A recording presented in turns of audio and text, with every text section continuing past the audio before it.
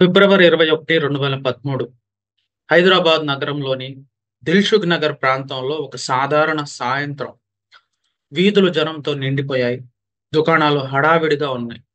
మరియు జీవన గతిలో ఎటువంటి అంతరాయం లేదు. కానీ సాయంత్రం 7 గంటల 2 నిమిషాల సమయంలో ఒక భీకరమైన పేలుడు ఆ శాంతిని చీల్చివేసింది. ఆనంద్ టిఫిన్ సెంటర్ ఎదురుగా ఏవన్ మిర్చి అనే రోడ్ సైడ్ ఈటరీ వద్ద మొదటి బాంబు పేలింది.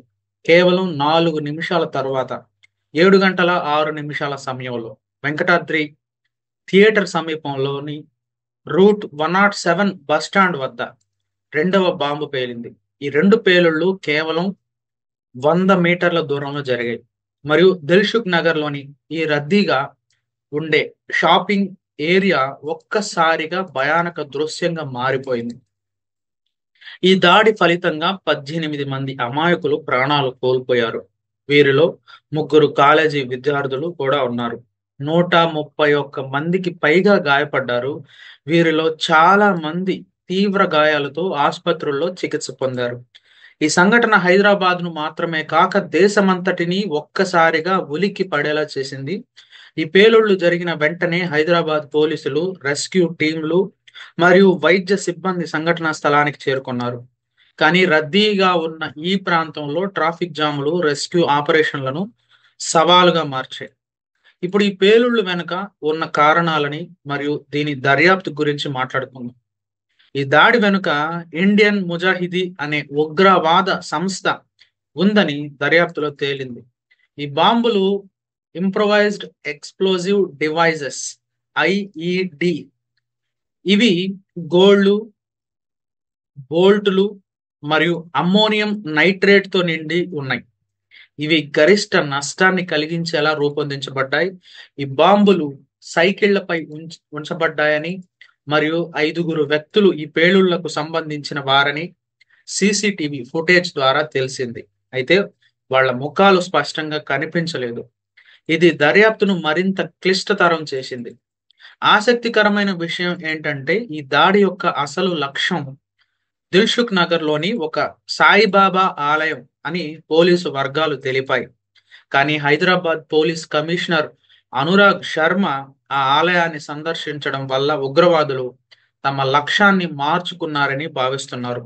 ఈ సమాచారం దర్యాప్తు సమయంలో ఒక ముఖ్యమైన ఆధారంగా మారింది. దర్యాప్తు ప్రారంభమైన వెంటనే నేషనల్ ఇన్వెస్టిగేషన్ ఏజెన్సీ ఎన్ఐఏ మరియు నేషనల్ సెక్యూరిటీ గార్డ్ ఎన్ఎస్జి బృందాలు హైదరాబాద్ కు చేరుకున్నాయి. బోర్డర్ సెక్యూరిటీ ఫోర్స్ బిఎస్ఎఫ్ అందించిన విమానంలో వచ్చిన ఈ బృందాలు ఫోరెన్సిక్ ఆధారాలను సేకరించడం ప్రారంభించాయి.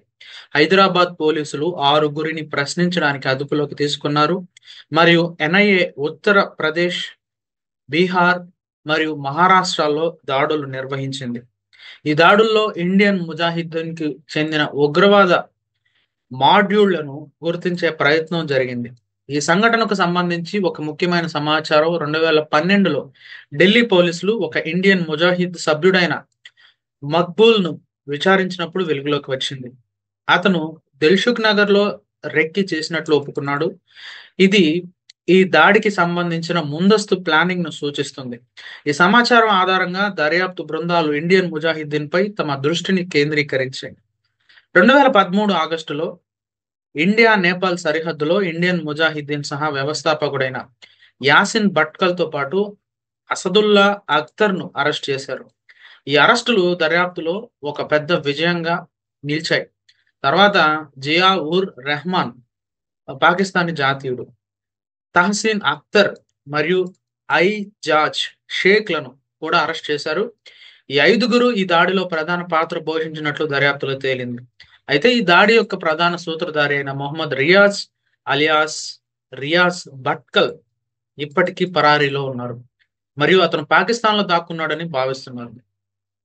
2016 డిసెంబర్లో చర్లపల్లి సెంట్రల్ జైల్లోని ఒక ప్రత్యేక ఎన్ఐఏ కోర్టు ఈ 5 ఉగ్రవాదులకు arms act, explosive substances act మరియు prevention of damage to public property act కింద మరణ శిక్ష విధించింది. ఈ తీర్పు ఇండియన్ ముజాహిదీన్ సభ్యులకు వ్యతిరేకంగా మొదటిసారిగా ఒక ఉగ్రవాద కేసులో శిక్ష పడిన సందర్భంగా నిలిచింది. 2025 ఏప్రిల్‌లో తెలంగాణ హైకోర్టు ఈ మరణ శిక్షలను సమర్థించింది. ఈ కేసు మరణశిక్షకు తగినదని పేర్కొంది. ఈ తీర్పు బాధిత కుటుంబాలకు న్యాయం చేకూర్చినట్లు భావించబడింది. ఈ సంఘటన దేశవ్యాప్తంగా తీవ్రమైన ప్రతిస్పందనలని రేకెత్తించింది. ముంబై, న్యూఢిల్లీ, బెంగళూరు వంటి ప్రధాన నగరాలు మరియు గుజరాత్, మహారాష్ట్ర, పశ్చిమ బెంగాల్ వంటి రాష్ట్రాలు హై అలర్ట్ పై ఉంచబడ్డాయి. రాష్ట్రపతి ప్రణబ్ ముఖర్జీ ఈ పేలుళ్లను పిరికి చర్యలుగా ఖండించారు మరియు బాధిత కుటుంబాలకు సానుభూతి తెలిపారు. ప్రధానమంత్రి మన్మోహన్ సింగ్ బాధిత కుటుంబాలను ఓదార్చారు. ఆంధ్రప్రదేశ్ ముఖ్యమంత్రి కిరణ్ కుమార్ రెడ్డి మరణించిన వారికి కుటుంబాలకు 6 లక్షల రూపాయల పరిహారాన్ని ప్రకటించారు మరియు గాయపడిన వారి వైద్య ఖర్చులను భరించేందుకు హామీ ఇచ్చారు ఏపీ ముఖ్యమంత్రి కిరణ్ కుమార్ రెడ్డి గారు. కానీ ఈ సంఘటన రాజకీయ వివాదాలకు కూడా దారితీసింది. విపక్ష నాయకురాలు సుష్మా స్వరాజ్ ఈ దాడిని అక్బరుద్దీన్ ఓవైసీ యొక్క ఒక వివాదాస్పద ప్రసంగంతో లింక్ చేస్తూ వ్యాఖ్యలు చేశారు. దీన్ని ఓవైసీ సోదరుడు అసదుద్దీన్ ఓవైసీ అసంబద్ధం మరియు బాధ్యత రహితం అని పిలిచారు. ఈ వ్యాఖ్యలు రాజకీయ వేదికలపై వేడి చర్చలకు దారితీశాయి. ఈ సంఘటన బాధితుల జీవితాలపై శాశ్వత ప్రభావం చూపించింది. ఉదాహరణకి పి యాదయ్య గౌడ్ అనే మార్కెటింగ్ ఎగ్జిక్యూటివ్ ఈ పేలుళ్లో తీవ్రంగా గాయపడ్డారు. ఫలితంగా అతను నడుం నుండి క్రిందికి పక్షవాతంతో బాధపడుతున్నారు.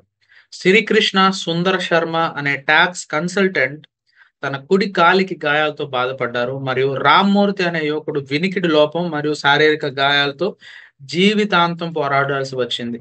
ఈ కథలు ఈ దాడి యొక్క భీకరతని మరియు దాని దీర్ఘకాలిక పరిణామాల్ని తెలియజేస్తాయి. ఈ సంఘటన హైదరాబాద్ నగరంలో భద్రతా చర్యలని మరింత కఠినతరం చేసింది. సీసీటీవీ కెమెరాల సంఖ్యను పెంచడం, రద్దీ ప్రాంతాల్లో పోలీసులు గస్తీని బలోపేతం చేయడం మరియు ఇంటెలిజెన్స్ సమాచారాన్ని మెరుగుపరచడం వంటి చర్యలు తీసుకోబడ్డాయి. అయినప్పటికీ ఈ దాడి మన దేశంలో ఉగ్రవాద బెదిరింపు యొక్క తీవ్రతను గుర్తు చేసింది. ఈ సంఘటన గురించి మాట్లాడుతున్నప్పుడు మనం ఒక విషయాన్ని గుర్తుపెట్టుకోవాలి. ఉగ్రవాదం ఎప్పుడూ విజయం సాధించదు. మన ఐక్యత, మన స్థితి స్థాపకత, మన న్యాయ వ్యవస్థ ఈ దాడులకు బలమైన సమాధానం ఇచ్చాయి. బాధిత కుటుంబాలకు న్యాయం చేకూర్చడం మరియు భవిష్యత్తులో ఇటువంటి సంఘటనలను నిరోధించడం కోసం మనం కలిసి పనిచేయాలి. ఫ్రెండ్స్, ఈ కథనం మీకు ఎలా అనిపించింది? 2013 హైదరాబాద్ బాంబు పేలుళ్ల గురించి మీ అభిప్రాయాలని కామెంట్ సెక్షన్లో తెలియజేయండి. ఈ సంఘటన గురించి మీకు ఏదైనా వ్యక్తిగత అనుభవం ఉంటే దయచేసి షేర్ చేయండి. మీ కామెంట్లు మాకు చాలా విలువైనవి. ఈ వీడియో మీకు నచ్చినట్లయితే లైక్ బటన్ నొక్కి మరియు మీ స్నేహితులతో షేర్ చేయడం మాత్రం మర్చిపోవద్దు. మీ సపోర్ట్ లేకుండా నేను ఇక్కడి వరకు రాలేను. మరో ఆసక్తికర వీడియోతో మళ్ళీ కలుద్దాం. అప్పటి వరకు సురక్షితంగా ఉండండి, ఆనందంగా ఉండండి. జై హింద్.